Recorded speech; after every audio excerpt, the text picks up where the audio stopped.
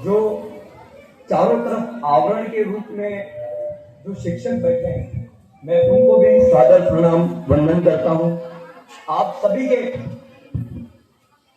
मेहनत से कहीं ना कहीं ये जो सांस्कृतिक कार्यक्रम हो रहा है, मैं इतनी देर से बैठा बैठा देख रहा हूं,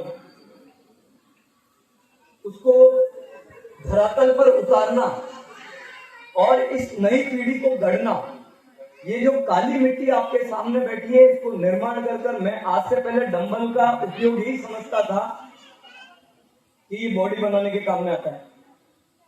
आज ये डंबल अगर इस विश्व की छाप हाथ में लेकर और अपने अपने स्कूलों से ऐसा कार्यक्रम रखना चालू कर देना, तो मैं कहता हूं डोनाल्ड ट्रंप को भी झुकना पड़ेगा।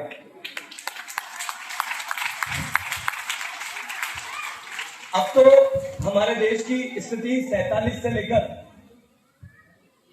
2025 तक इतनी मजबूत हुई है कि पहले हम घर से निकलने से डरते थे, फिर स्कूलों में हमारा टीका लगता था उससे डरते थे, फिर हमें रक्त देने की जरूरत पड़ी तब डरते थे, और अब हमें देशभक्ति के लिए निकलने के लिए डरते थे।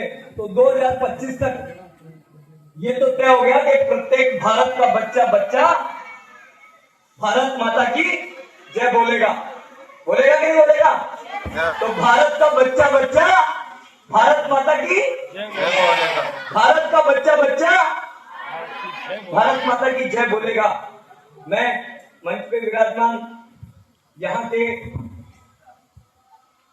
भगवान श्री कृष्ण जो नेतृत्व कर रहे हैं, और अर्जुन की जैसे चलने वाले सभी शिक्षक, और इस मंच पर आज ऐसा सहयोग बैठ रहा है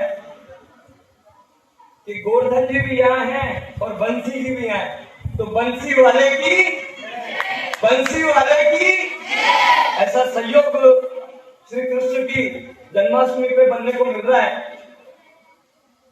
अभी कुछ ही समय में मेरे बड़े भाई के स्वरूप, जो मेरे को समय समय पर शायद मुझे कुछ करना होता है, तो मैं जब परम आनंद की और जाता हूं, तो भाई साहब परमेंद्र जी जब जरूरत पड़ी और जब किशनगढ़ को आवश्यकता लगी कि जय श्री राम की जय करनी है, तो इन्होंने हर समय शायद उस आई लव किशनगढ़ जो हमारे लिखा हुआ था उसको जय श्री राम कर आज हमारे पूरे किशनगढ़ के लोग सेल्फी वहां लेते हैं। इसके लिए भी जोरदार ताली होनी चाहिए।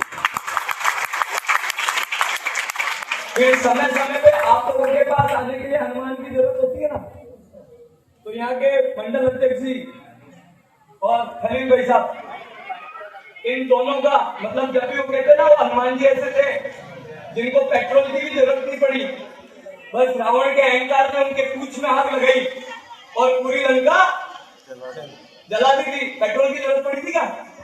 तो ये सारी माचिस की डब्बियां यहाँ बैठी है कि जब जरूरत पड़ती है, इस किशनगढ़ के युवाओं को जहां आवश्यकता पड़ती है वहां उसके लिए तैयार रहता है। तो इन लोगों के लिए भी जोरदार तालियां होनी चाहिए। मैं जब आप लोगों के बीच में आया हूं, तो मेरा विषय कुछ सोचकर कुछ और आता हूं तो हो कुछ और जाता है। जहां पता लगता है कि चारों तरफ जो आवरण बैठा है, इस काली मिट्टी को तैयार करने के लिए अपने बच्चों की एजुकेशन की आहुति देकर इस विद्यालय में हमें निर्माण करने के लिए आते हैं। कहीं ना कहीं अपने परिवार के बच्चों का टिफिन नहीं बनाने आते हैं, उससे पहले इन्हें स्कूल में आके कहीं ना कहीं पंच करना होता होगा। हो सकता है पता चला मीना जी की जो मैं पीड़ा जैसे बता रहे थे कि जाना पड़ता था, तो ये सोचते थे मांगने आ जाते हैं।